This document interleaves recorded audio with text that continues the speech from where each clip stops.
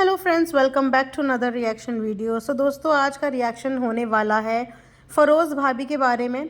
और फ़रोज़ भाभी की लास्ट वीडियो में उन्होंने पिछले 3-4 दिन से उनकी जो वीडियो है ना, उन सब का लमसम रिएक्शन मैं आपको दूंगी। और बहुत सारी चीज़ें हैं जिस बारे में डिस्कस करना है, इसलिए पॉडकास्ट को एंड तक ज़रूर सुनना। और आप लोग लाइक करना भूल जाते हो गाइस, तो लाइक कर दिया करो। वीडियो तो सुनते हो आप, साथ ही साथ बस 1 सेकंड लगता है, लाइक का बटन प्रेस कर दिया करो। सो दोस्तों, हुआ यूँ कि फ़िरोज़ भाभी के अक्सर कमेंट सेक्शन में एक आईडी है जो उन्हें कमेंट करती है, और कमेंट होता है रिगार्डिंग कुछ फंड्स के लिए। यानी कि वो आईडी ने ना कई दफ़ा मेरे भी कमेंट सेक्शन में कमेंट किया है। मैं उनका नाम नहीं लूँगी, वो कोई मेल हैं, कोई आदमी हैं, और वो बार बार कमेंट करके यही बोलते हैं कि जो टालू भैया है ना, वो उनके कुछ 5-10 हज़ार रुपये लिए हुए हैं और वो पैसे चुका नहीं रहे हैं। और उसके सिलसिले में वो अधिकतर लोगों के पास जा जा के कमेंट्स करते हैं। और फ़रोज़ भाभी की हर व्लॉग के नीचे उनका कमेंट आया होगा, आप जाके खुद भी देख सकते हैं। देन फाइनली फ़िरोज़ भाभी ने उनसे आज उनका कॉन्टैक्ट नंबर मांगा और बोला कि आप मुझे अपना कॉन्टैक्ट नंबर दीजिए, मैं आपसे बात करना चाहती हूँ। पता नहीं वो कौन है, वो हमें भी कई बार पहले कमेंट किया करते थे। अधिकतर जब भी इनकी वीडियोस हम बनाते थे तो उसके नीचे कमेंट ज़रूर आते थे कि हमारे पैसे दिला दो, मेरे पैसे दिला दो, कुछ उनके पैसे वैसे टालू भैया ने लिए हुए हैं। तो वो कहते हैं ना कि जो हमारे जो पहले के कर्म होते हैं ना, वो हमारा पीछा कभी छोड़ते नहीं। भले ही हम प्रेजेंट अपना अच्छा करने की कोशिश करते हो, मेहनत करने की कोशिश करते हो, लेकिन जो ये हमारा अगला पिछला होता है ना, ये हिसाब किताब बार बार हमारा प्रेजेंट आके डिस्टर्ब करता है। इसीलिए बोलते हैं कि पीछे का सारा हिसाब किताब बराबर करो, तब किसी जर्नी में पैर रखो और उस जर्नी को स्मूथली हैंडल करो। तो खैर, होपफुली कि इनका मैटर सॉल्व हो जाए अब, क्योंकि फ़रोज़ भाभी ने सामने से इनका नंबर मांग लिया है, तो हो सकता है कि इनकी शिकायत वो दूर कर दें और इनका मैटर सॉल्व कर दें। करते हैं बात अब फ़रोज़ भाभी के वीडियो के ऊपर। सो फ़रोज़ भाभी की दिवाली की, आई थिंक दिवाली की वीडियो में फ़रोज़ भाभी ने एक साड़ी पहनी हुई थी, जो साड़ी काफ़ी ज़्यादा सुंदर उन पर लग रही थी। तो उस साड़ी के ऊपर, correct me if I am wrong, उस साड़ी के ऊपर बहुत सारे लोगों ने उन्हें कमेंट करने शुरू कर दिए कि ये जो साड़ी है ये घायल की है और आप उनकी उतरी हुई साड़ी पहन रही हो। काफ़ी सारे नेगेटिव कमेंट्स।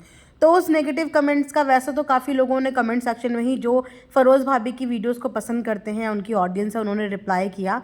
बट फ़िरोज़ भाभी ने भी इस बात का रिप्लाई किया। अभी कुछ दिन पहले उन्होंने कमेंट्स भी लोगों के पढ़े थे, तो उस पर भी एक कमेंट ये साड़ी से रिलेटेड भी था।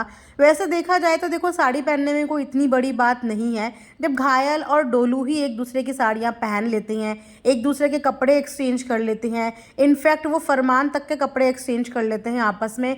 परिवार के लोगों में अदला बदली तो चलती ही है। मान लो हमारे ही परिवार का कोई है, किसी के कपड़े छोटे हो गए और वो कपड़े न्यू हैं तो हम दे देते हैं, इट्स में कोई बिग डील नहीं होती है। और जैसे कि घायल और डोलू के पास तो बहुत सारे कोलैबोरेशन के भी कपड़े आते हैं, तो किसको दे इंसान? अपने जानने वालों को, अपने रिश्तेदार, अपने रिलेटिव्स को ही देता है। तो उन्होंने दे दी वो साड़ी, उन्होंने पहन ली। वैसे इसमें इतना बड़ा इशू बनाने वाली कोई भी बात नहीं है। फैमिली में एक दूसरे की चीज़ें एक्सचेंज होती हैं और पहनी भी जाती हैं। अब डोलू और घायल तो ज़्यादातर साड़ियाँ पहनती नहीं हैं, हो सकता है उन्होंने वो साड़ी फ़िरोज़ भाभी को दे दी हो कि चलो फ़िरोज़ भाभी वो साड़ी को पहन लेंगी, क्योंकि वो साड़ी कैरी भी बहुत अच्छी तरीके से करती हैं और पहनती भी बहुत अच्छे से हैं। तो अगर फ़िरोज़ भाभी ये वीडियो देख रही हैं तो अपनी साड़ी पहनने की तरीका भी शेयर कर सकते हो आप, क्योंकि आपकी साड़ी बांधने का तरीका बहुत अच्छा लगता है। आपकी साड़ी बिल्कुल परफेक्ट बंधी रहती है। उसे कहते हैं ना कि साड़ी में से बदन का एक हिस्सा ना दिखना, बिल्कुल उसी तरीके की इनकी साड़ी पूरी रैप होती है। तो अपना साड़ी का ट्यूटोरियल भी आप शेयर कर सकते हो कि आप किस तरीके से साड़ी बांधते हो। उसके अलावा फ़िरोज़ भाभी के बच्चों के बारे में भी मैं ज़रूर बात करना चाहूँगी। हालांकि मैं कभी किसी के बच्चे के बारे में बात करती नहीं हूँ, लेकिन क्योंकि इनके परिवार को बहुत कुछ गलत टालू भैया की वजह से बर्दाश्त करना पड़ा और बहुत सारा गलत चीज़ें इन लोगों ने सुनी हैं, बहुत कुछ सुना है। तो अगर कुछ अच्छा दिखता है तो उस अच्छी चीज़ को भी प्रेज़ करने से कुछ नहीं जाता, उन अच्छी चीज़ों को भी हाईलाइट ज़रूर करना चाहिए। तो इनके जो बच्चे हैं ना, इनकी बच्चों की मैं बहुत ज़्यादा तारीफ़ करूँगी सच में, क्योंकि इनके जो बच्चे हैं ना, उन्होंने अपने बच्चों को इस तरीके से संस्कार दिए हुए हैं, इस तरीके से उनको पाला हुआ है कि इनके घर में बेटा और बेटी में कोई भी फ़र्क नहीं है, जो चीज़ मुझे बहुत अच्छी लगती है। जबकि बोलने को गांव के लोग हैं, लेकिन उसके बावजूद बच्चे, बेटी और बेटे में कोई भी फ़र्क नहीं है। अगर हम घर के काम करने की बात है तो इनका बेटा भी उतना ही काम करता है जितना इनकी बेटी काम करती है, और माँ का साथ तीनों के तीनों बच्चे निभाते हैं। कहते हैं ना कि घर में अगर एक जना खराब है तो उनके घर में 3 बच्चे हैं जो अपनी माँ का बिल्कुल, ये बोले कि सुरक्षा कवच बने हुए हैं। और बात करने का उनका तरीका, मम्मी जी, पापा जी, चाचू जी, चाची जी, मतलब हर किसी के आगे जी लगा के बात करना, और नेचुरल, कोई भी आर्टिफिशियल बिहेव नहीं है। वो जैसे उठते हैं वैसा दिखाते हैं, जैसा खाते हैं वैसा दिखाते हैं। अधिकतर व्लॉगर्स में, व्लॉगिंग में आपने देखा होगा, मैंने भी कई बार ये चीज़ें हाईलाइट की हैं कि खाने की बहुत ज़्यादा बेकदरी दिखाई जाती है, कि अगर इतना सारा खाना मंगा लिया तो उसमें से थोड़ा सा खाया, बाकी वेस्ट कर दिया। या अधिकतर व्लॉगर बाहर का ही खाना दिखाते रहते हैं, कभी यहाँ खा रहे हैं कभी वहाँ खा रहे हैं। लेकिन इनके व्लॉग की एक चीज़ और अच्छी है कि इन्होंने बाहर का खाना बहुत कम दिखाया है, और खाने को किस तरीके से यूटिलाइज़ करते हैं, किस तरीके को खाने को वेस्ट करने से बचाया जाता है, वो इनके व्लॉग में देखने वाली चीज़ है और सीखने वाली भी चीज़ है। Because vlog is all about influencing, कि आप अच्छी तरीके से अच्छी चीज़ दिखा के दुनिया को किस तरीके से इन्फ्लुएंस कर रहे हो। तो इनके व्लॉग की मुझे ये क्वालिटी भी अच्छी लगी कि अधिकतर आपने देखा होगा कि अगर इनका रात का भी कुछ खाना बच जाता है ना, तो ये उस खाने को भी वेस्ट नहीं करते हैं। उस खाने को भी किसी ना किसी तरीके से, कभी ब्रेड के अंदर भर के, कभी पराठे के रूप में, कभी दाल को आटे के साथ गूंथ के, कुछ भी बनाते हैं। लेकिन आज तक मैंने इनका घर का खाना वेस्ट होते हुए नहीं देखा। हमेशा घर का खाना खाते हैं, चाहे घर के नमक के सादे पराठे या चाय के साथ खाएं, बट खाते खाना घर का है, और कभी भी खाने को बर्बाद नहीं करते हैं, जो चीज़ मुझे बहुत अच्छी लगती है। साफ़ सफाई का, हाइजीन का पूरा ध्यान रखा जाता है। अधिकतर लोग सोचते हैं कि गांव देहात के लोग गंदे रहते होंगे, साफ़ सफाई नहीं रखते होंगे, लेकिन अगर बात करी जाए ना, तो आजकल गांव देहात के लोग इन मेट्रो सिटी के लोगों से कई गुना ज़्यादा साफ़ सफाई के साथ रहते हैं।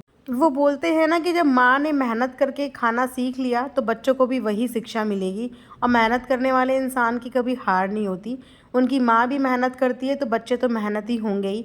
अपने अपने हिस्से का पूरा कंट्रीब्यूशन पूरा परिवार मिलके देता है। भले ही आज उनके व्यूज़ में काफ़ी ड्रॉप है, लेकिन फिर भी अपनी तरफ से वो लोग पूरी मेहनत करते हैं, पूरी कोशिश करते हैं।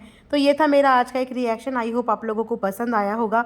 एंड लास्ट में यही बोलूँगी कि प्लीज़ खाने को वेस्ट मत करो। इस अन्न के लिए किसान दिन रात अपने खेतों पे मेहनत करता है, और उस पूरी मेहनत का भी उसको उतना प्रॉफिट नहीं मिलता जितना मिलना चाहिए। तो अगर हमारे पास इतना पैसा है कि हम इतना खाना अफोर्ड कर सकते हैं, तो करिए, खाइए, अपने शौक़ पूरा कीजिए, पर खाने को बर्बाद मत कीजिए। और अगर फिर भी बहुत ज़्यादा है तो अपने आसपास के उन भूखे लोगों को खिलाओ जिनके पास एक समय का खाने के लिए भी खाना नहीं है। सिर्फ उतना खाओ जितनी भूख है, उतनी ही प्लेट में खाना डालो जितना आप खा पाओ। तो यहीं पे आज का रिएक्शन एंड करती हूँ। आई होप आप लोगों को पसंद आया होगा। लाइक, शेयर, सब्सक्राइब ज़रूर करें, और कमेंट करना बिल्कुल ना भूलें। कमेंट सेक्शन में बताएं कि आपको मेरा आज का ये पॉडकास्ट कैसा लगा, और आपको फ़रोज़ भाभी की फ़ैमिली कैसे लगती है। मेहनत के मामले में आप क्या कहना चाहेंगे कि उनकी फ़ैमिली पूरी मेहनती है या नहीं, अदर देन ये चीज़ें भुला के कि वो कितने कंट्रोवर्शियल है कितने नहीं। यहाँ पे बात हम लोग मेहनत की कर रहे हैं, तो कमेंट सेक्शन में ज़रूर बताना।